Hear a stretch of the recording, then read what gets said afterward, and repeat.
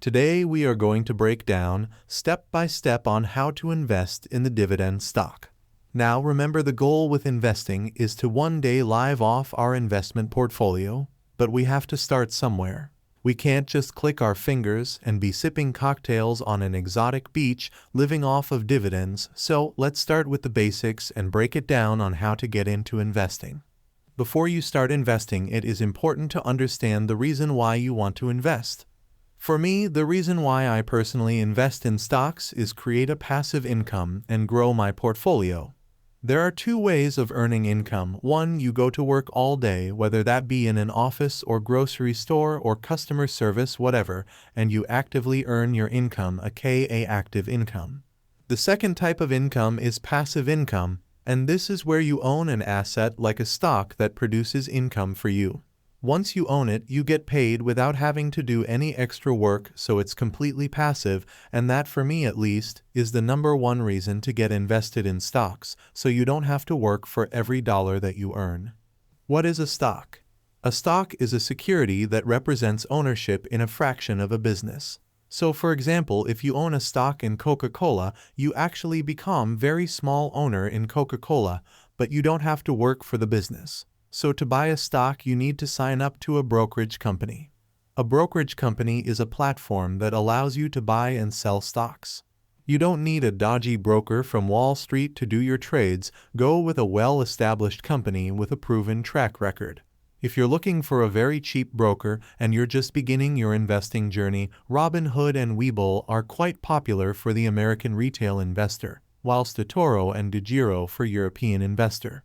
You can buy and sell stocks for free with them. If you have a bit more money and you're looking for a platform that's been around for a lot longer, look into one like TD Ameritrade or Interactive Broker. They're pretty easy and straightforward to sign up to. Now, this is the important part where a lot of people can go wrong. They get greedy and they don't do the work up front, and instead of making money, they lose money through uneducated, silly investing. So you need to decide what investing strategy you're going to employ, and then what stocks are you going to purchase. So I'm going to outline one of the 4 different approaches of investing and the positives and negatives that come with it. Pick the style that you feel suits you in your specific situation and how you want to invest. There are 4 investing styles. One is dividend investing, which is a great approach for passive and reliable income. 2 is value investing, the approach that Warren Buffett uses. 3 is growth investing, and this is the style that Cathie Wood has been making a lot of money with, and the last type is a passive index fund. So in this video, we will be learning about 4 metrics to know before starting with dividend investing. What is dividend investing? This approach is the one where you are guaranteed passive income through quarterly or monthly dividends and semi-annual dividends.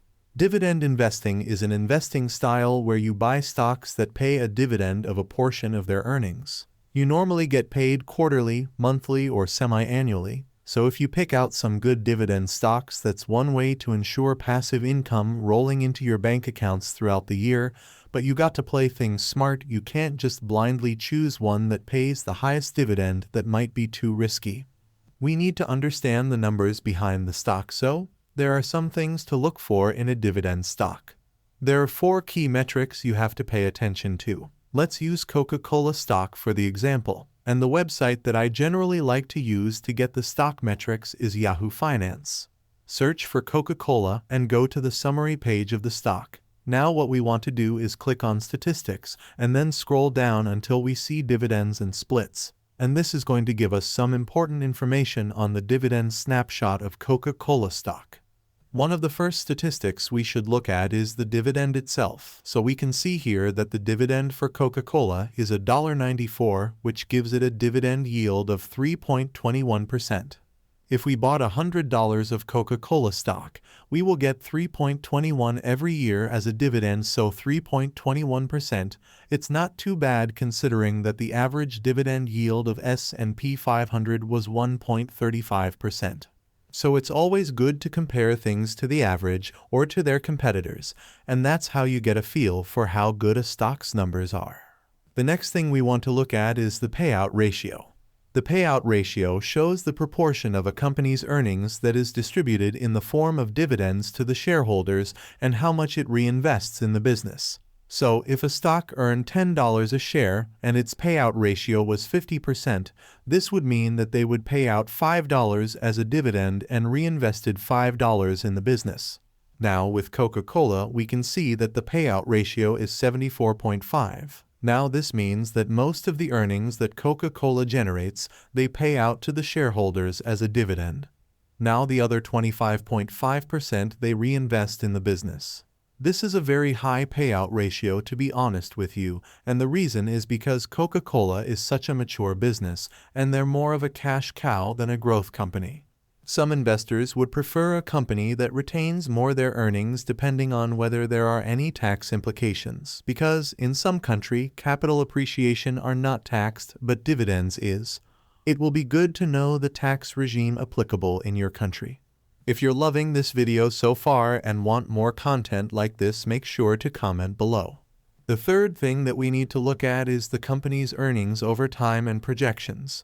To do this, we click on the summary section of Yahoo Finance. We've got to scroll down a bit, and here we get a good look at their past earnings. So the blue line is earnings, the green line is revenue, and with Coca-Cola, the earnings were trending to be higher and higher, that is up until 2022 where it went down, and in 2023 back up again.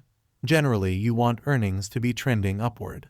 Another important thing to look at before buying a dividend stock is their dividend history. Do they have a reliable past of paying dividends consistently, or are they perhaps a bit more inconsistent? So for dividend history, I like to use the website Macro Trends, and with Coca-Cola stock, we can see that they have a very strong history of paying out dividends. In fact, it seems that they've never dropped their dividend payouts over the course of history of their stock since 1974 as per this graph. The stock is unlikely to drop their dividend payouts even in recessions and in bad economic times, so that's a big reason why Coca-Cola is and has been such a popular dividend stock over time. There are other reliable dividend stocks that are quite popular that you may want to look into in order to start building up a portfolio. Verizon dividend yield is 6.63%. And an energy company with quite a good dividend policy is Exxon with dividend yield 3.64%. It is vital to research company with a good and solid business model. Start by building up a portfolio that hopefully one day you can retire off. Obviously, it's not going to be anytime soon, and don't get your hopes up too high, but once you start building and allow for some compound interest, you can actually grow a portfolio into something quite impressive. I'd say the main downside about dividend investing is that sometimes these companies are more mature, and they have less room for high growth on year-to-year basis that we see in other investing styles. If you found this video insightful, don't forget to like, share, and subscribe. Thank you for joining us today. Until next time, stay curious, stay informed, and happy investing.